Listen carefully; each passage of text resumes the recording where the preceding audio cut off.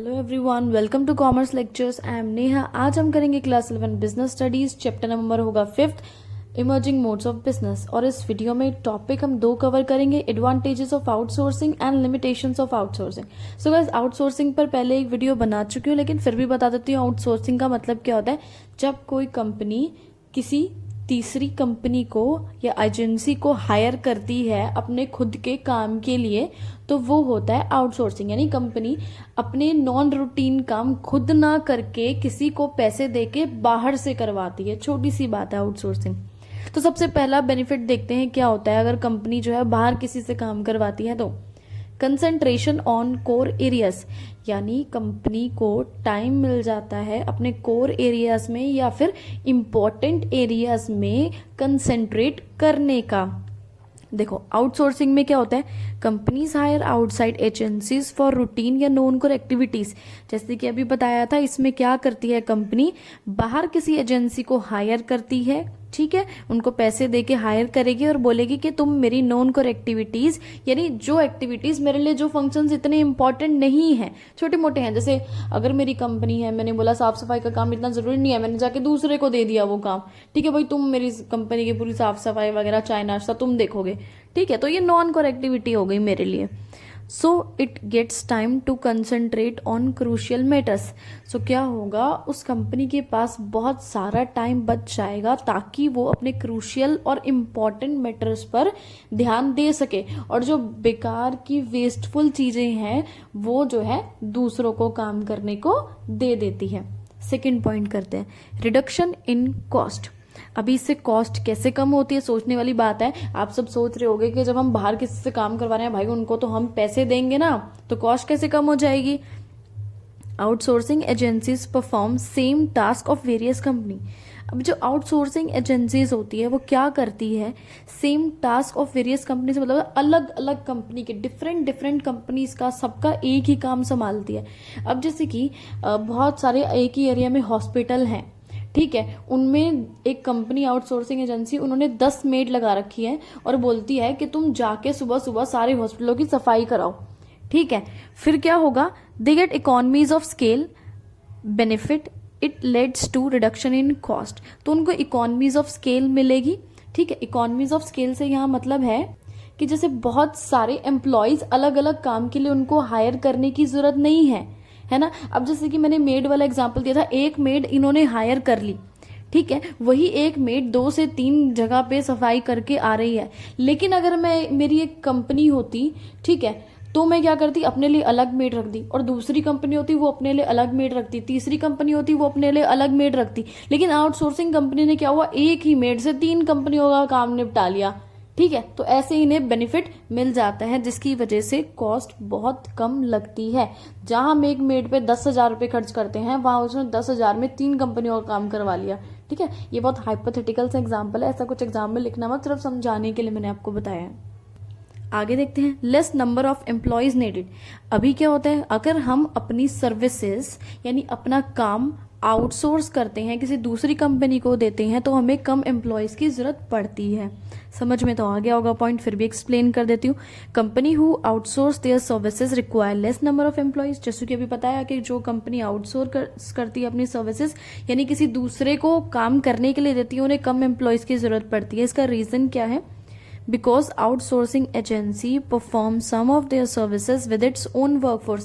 क्योंकि outsourcing agency क्या करती है, उसकी खुद की वर्कफोर्स होती है, उस एजेंसी की खुद की एम्प्लॉयज होते हैं जिनसे वो काम कराती है। हम उसको एम्प्लॉयज, कंपनी को एम्प्लॉयज नहीं देते हैं, वो खुद ही हमें काम करती है। हमारा काम है सिर्फ आउटसोर्सिंग एजेंसी को पैसे देना, काम वो किससे या कैसे करवाती है हमें कोई मतलब नहीं है, इसलिए हमें कम एम्प्लॉयज की जरूरत पड़ती है, बस थोड़े बहुत पैसे खर्चने पड़ते हैं। फोर्थ, अब देखते हैं इंक्रीज एफिशिएंसी। एफिशिएंसी कैसे इंक्रीज होती है देखते हैं। Efficiency and productivity increase in non core areas of organisation. अभी क्या है, एफिशिएंसी और प्रोडक्टिविटी नॉन कोर एरियाज में बढ़ जाती है। क्यों बढ़ जाती है, उसका रीजन क्या है, because outsourcing agencies are specialised in their functions. क्योंकि वो अपने काम में स्पेशलाइज्ड होते हैं। अभी जैसे कि एक आउटसोर्सिंग कंपनी है, सपोज एक कॉल सेंटर है, वो वॉशिंग मशीन से रिलेटेड या इलेक्ट्रॉनिक प्रोडक्ट से रिलेटेड जो है सारी कॉल्स हैंडल करता है, ठीक है। तो क्या होगा, अब उनके एम्प्लॉयज का काम क्या है? उनके एम्प्लॉयज का काम ही सिर्फ यही है, कॉल्स हैंडल करना, है ना। तो एक स्पेशलिटी आ जाती है उनके काम में, क्योंकि उनका रोज का काम है भाई कॉल्स हैंडल करना, और कुछ काम ही नहीं है उनका, है ना। तो इस तरह से आउटसोर्सिंग एजेंसीज होती है, अपने अपने काम में स्पेशलाइज्ड होती है, जिसकी वजह से क्या होता है, हमारी एफिशिएंसी इंक्रीज हो जाती है। अगर हम अपनी कंपनी में कभी किसी को कॉल हैंडल करने के लिए दे रहे, कभी किसी को कॉल हैंडल करने के लिए दे, तो वो स्पेशलिटी नहीं आएगी, बल्कि स्पेशलिटी तब आएगी जब एक ही एम्प्लॉय रोज रोज एक ही तरह का काम करेगा। आगे देखते हैं, बेनिफिट्स ऑफ लेटेस्ट डेवलपमेंट। हमें लेटेस्ट डेवलपमेंट का बेनिफिट भी मिलता है। कैसे मिलता है?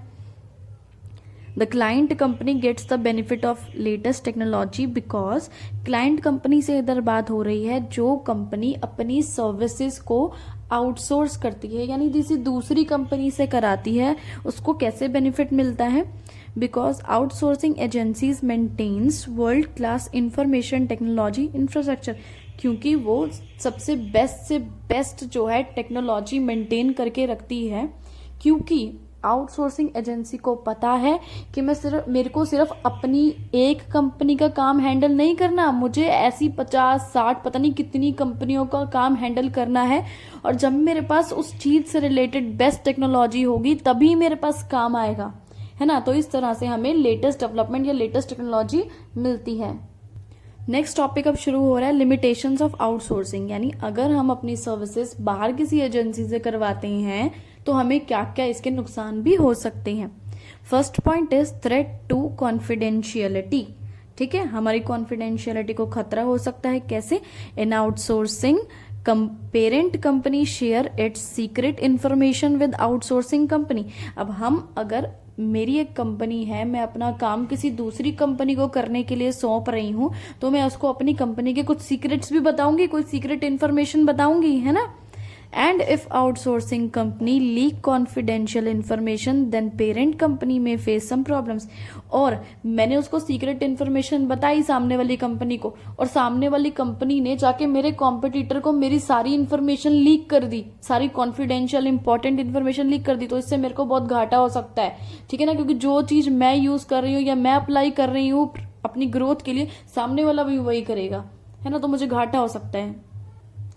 नेक्स्ट पॉइंट पढ़ते हैं, प्रोटेस्ट इन होम कंट्री। अगर आप अपनी कंपनी का काम किसी दूसरे देश की बाहर किसी कंपनी से करा रहे हो, तो आपकी कंपनी में प्रोटेस्ट कैसे हो सकता है? If company outsource their work, suppose company अपना काम आउटसोर्स कर रही है या किसी दूसरे देश की किसी दूसरी कंपनी के लोगों से करवा रही है, it indirectly outsources employment opportunities to another company. सो क्या होगा, अब जो काम हम अपनी देश में रह के अपने देश के लोगों से करवा सकते हैं और उनको सैलरी दे सकते हैं, वही काम हम क्या कर रहे हैं, वही एम्प्लॉयमेंट अपॉर्चुनिटीज हम दूसरे देश में उनके लोगों को दे रहे हैं। So there can be resentment among people in the home country. तो जो अपनी होम कंट्री है, यानी हमारी खुद की जो कंट्री है, वहां के लोग नाराज हो सकते हैं, गुस्सा हो सकते हैं, if they are suffering from problem of unemployment. देखो, अगर हमारे देश में मैंने एक कंपनी खोली और मुझे 1 लाख एम्प्लॉयज की जरूरत है, लेकिन मैं वो काम जो है अपने देश के लोगों से नहीं करवा रही हूँ, हालांकि मेरे देश में अनएम्प्लॉयमेंट बेरोजगारी है और मैं दूसरे देश के लोगों से करवा रही हूँ, तो मेरे देश के लोग गुस्सा तो होंगे ही ना, बोलेंगे ना भाई हमें जॉब मिलनी चाहिए, हमारे देश की कंपनी है, ये तो हमारा ही नमक खा के हमारी थाली में छेद कर रहे हो, वो तो ऐसे सोचेंगे, है ना। चलो आगे बढ़ते हैं। अगला पॉइंट है एथिकल कंसर्न्स। ये पॉइंट क्या कह रहा है, companies outsource their activities in country where labour is cheap. अभी कोई भी कंपनी है किसी दूसरे देश के लोगों से कोई काम करवाती है, तो कब करवाती है, जहां पे लेबर चीप हो, यानी जो आप वहां पे एम्प्लॉयज जो है सस्ते में हायर कर पाओ, जैसे कि इंडिया में होता है ना, 8-8, 9-9 हजार में, 5-5, 6-6 हजार में भी एम्प्लॉयज आराम से मिल जाते हैं। So indirectly it encourages unethical behavior of low wages and child labor. So इसकी वजह से क्या होता है, लो वेजेस जो है उस कंट्री में और बढ़ने लगती है, चाइल्ड लेबर भी बढ़ने लगती है, उस चीज को एनकरेज कर रहे हैं। क्यों? क्योंकि वो चीप लेबर के चक्कर में जो है उस कंट्री के लोगों से काम करवा रहे हैं। लास्ट पॉइंट है इसका, inferior services. Sometimes outsourcing agencies provide substandard quality services and extends delivery time. अब क्या हुआ, मैं अपनी कंपनी का काम किसी दूसरी कंपनी से करवा रही हूँ, तो वो दूसरी कंपनी जो होगी मेरा कंपनी का काम दिल से नहीं करेगी। जरूरी नहीं है कि वो बहुत अच्छी सर्विसेज प्रोवाइड करे या जो मैंने काम बोला बिल्कुल एग्जैक्ट टाइम पर मुझे वो खत्म करके दे, क्योंकि वो उसकी कंपनी नहीं है। उसे पता है कि मेरे को अगर थोड़ा बहुत ऊपर नीचे हो गया तो मेरे को क्या घाटा, मेरे को तो अब पैसे मिल चुके हैं, है ना। सो वो बात यहाँ पे आ जाती है। तो इसी के साथ ये वीडियो खत्म हुआ। Thanks for watching this video. Please like share and subscribe.